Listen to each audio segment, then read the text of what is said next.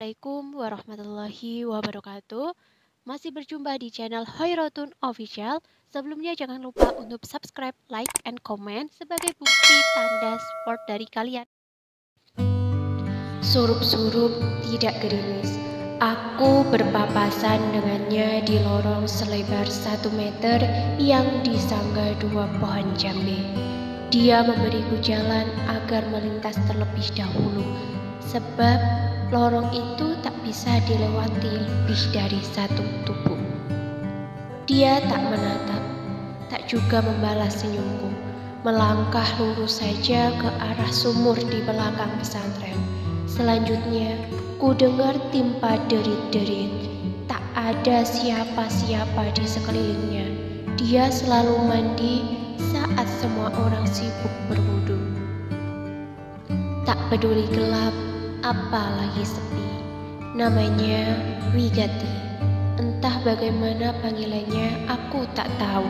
Jarang ada yang memanggilnya, karena ia juga jarang memanggil. Aku mulai memperhatikannya sejak malam Jumat pertama di bulan Suro. Waktu itu istighosah kubro yang digelar di musola bubar karena terdengar lengkingan jerit seorang perempuan yang ternyata si Ida Bojonegoro. Ida meraung-raung dan mengamuk. Ia bahkan mencakar seseorang pengurus yang mencoba menenangkannya. Rompi bertuliskan rajah milik Gus Azza yang dibagikan kepadanya justru membuatnya muntah hingga pucat membiru, lalu meronta lagi. Saat itulah, tanpa ada yang menyuruh, Wigati menyibak kerumunan dan memegang nadi tangan kanan Ida. Wigati membisikkan sesuatu di telinga Ida yang tak kami mengerti. Beberapa detik setelah itu, Ida berangsur tenang dan berkali-kali mengucapkan istighfar sambil menangis. Kata teman sekamarnya, Ida Bojonegoro memahabahi Kang Sarip yang diidam-idamkannya menjadi suami. Kang Sarip yang terkenal mengamalkan hizib tak menerima sihir kasihan itu dan malah berbalik kepada Ida yang kini jadi linglung dan merajau. Wigati yang semula sama sekali tak dikenal mulai dibicarakan oleh para santri putih, petan atau mencari kutu, berjajar di tangga. Lebih-lebih setelah Kakang Dalam lewat mbak-mbak dalam mewartakan kalau Kang Sarip yang dikenal garang tanpa tudi tiba-tiba jatuh sakit dan memanggil-manggil nama Wigati. Wigati dipanggil ke dalam 5 hari setelahnya. Waktu itu ngaji Muhtasor Ihya Ulumuddin sedang berlangsung. Teman-teman curiga ia hendak dijodohkan dengan kolega dalam, tapi aku tidak. Pesantren di mana-mana saja sama, yang diunduh jadi mantu hanyalah yang molek. Wigati tak ayu, tak hafal alfiah juga, santri rata-rata sepertiku. Ini seperti tentang Kang Sarip yang mengadu kepada Romo Kiai kalau Wigati sudah menyerahnya dan membuatnya limbung. Kang Sarip tentu malu dirinya yang dikenal sakti mandraguna bisa kalah oleh seorang perempuan. Wigati meneruskan mengaji. Setelah keluar dari pintu dalam, ia duduk bersila di tengah pintu, lurus dalam jangkauan mataku, sebab aku duduk di pojok paling selatan. Aku mencoba membaca apa yang jadi dari raut mukanya, tapi gagal. Yang ku tangkap mataku adalah sorot matanya yang sendu, meski ia selalu memakai celak Mekah. Butiran kecil berupa kristal hitam yang digosok-gosokkan pada batu, lalu dioleskan pada matanya dengan pucuk dari kelingking. Wigati memiliki alis tipis sebelah. Kata orang-orang tua, ini bertanda ia sering melihat makhluk halus. Wigati memiliki ritual yang tak kami mengerti. Mandi surup-surup dengan air warna merah seperti darah. Maliha yang saat itu sedang mengangkat jemuran langsung heboh.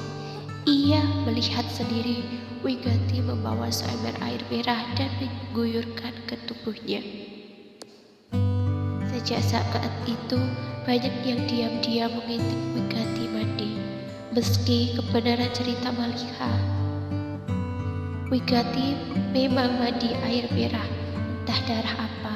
Tidak ada yang berani menatapnya, apalagi bertanya. Kasak-kusuk tersiar kalau Wigati adalah manusia setengah siluman. Setiap berpapasan dengan Wigati, para santri berkomat-kamit membaca ayat kursi. Aku tidak yakin kalau Wigati siluman. Aku hanya yakin dia itu manusia aneh. Tidak pernah tersenyum, tidak pernah bersua karena tidak ada yang mengajaknya bicara. Aku memiliki kesempatan bicara dengannya setelah memasuki pertengahan bulan Syawal, sebab ia selalu menghindar. Waktu itu, aku sedang menimba air dan memasukkannya ke dalam teko plastik untuk diminum penghuni kamarku. Sementara dia duduk sendirian di atas kursi semen bersandar pada padasan.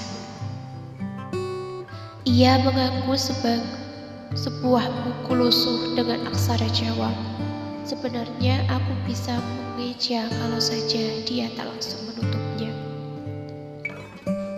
Aku heran melihat Naila penuh segelas air putih ke dalam sumur. Apa itu? Kenapa dituang sumur? Aku menoleh ke kanan kiri. Tak percaya dia bertanya kepadaku. Aku menatapnya. Dia memang menunggu jawabanku. Itu airnya sudah disebul seluruh santri pas istighosah semalam. Itu air doa, Mbak.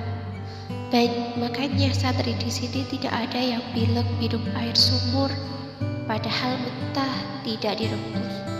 Ia cuma mengangguk lalu menggeser posisi kedudukannya seperti mempersilahkanku duduk di sampingnya. Aku mencuri tatap lagi pada alisnya yang tipis sebelah. Rasanya tiba-tiba merinding. Kami terdiam lama. Aku menyibukkan diri dengan menyapu daun bambu kering dan ranu yang gugur mengotori sekitar sumur. Sapaannya kepadaku lebih dulu tadi membuat hatiku tergerak mengajaknya bicara. Sebenarnya aku ingin tahu apa yang dirasakan orang seperti Wigati. Benarkah yang dikatakan teman-teman kalau dia mampu melihat tak hanya mendengar, sesuai yang tak lumrah terjadi di sekeliling kami? Benarkah dia akrab dengan jin-jin di pesantren ini?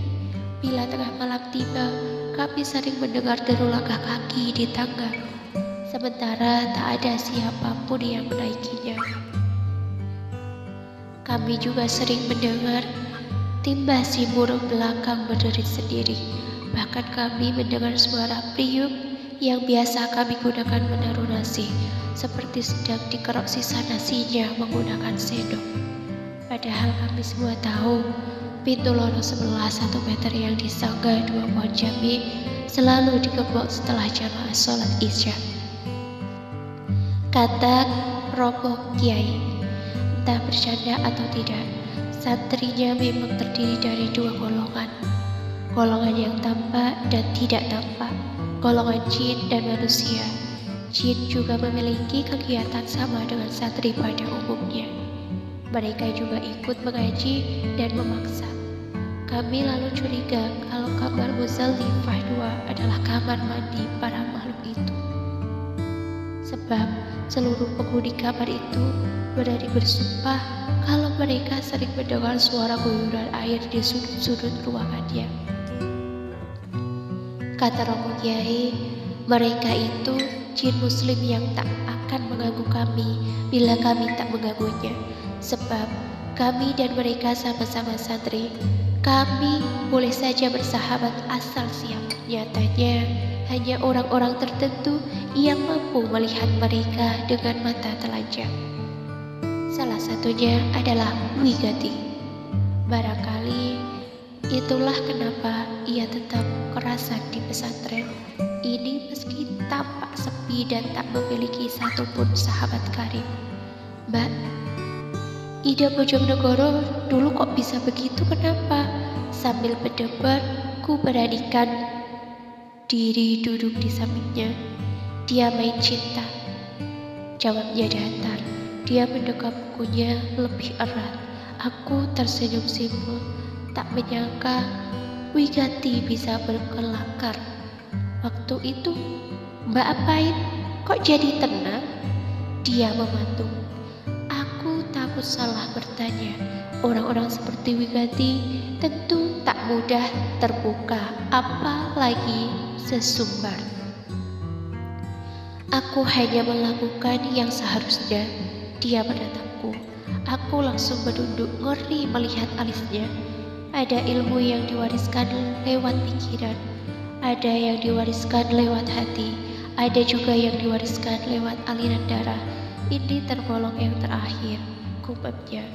Mendengar itu, aku langsung menduga kalau kemampuan Wigati ini tak pernah dia pelajari, tapi nitis dari moyangnya. Tapi aku harus lepas ini. Aku kepengen seperti yang lainnya. Ia menatap ke timur.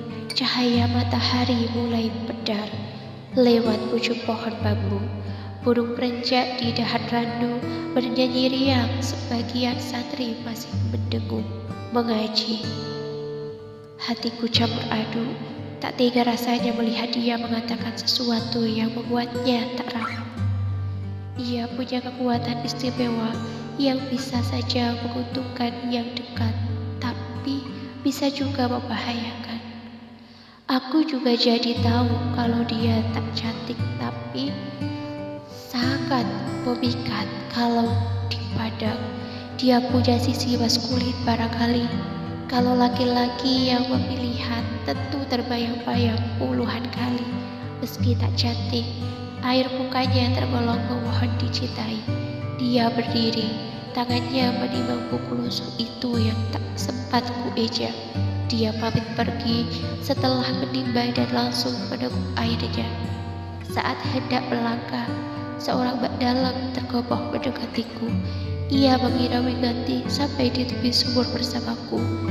Ia bilang Romo Kiai memanggil Wigati ke dalam sebab ada seorang tamu yang menunggunya. Untuk subscribe, like, and comment.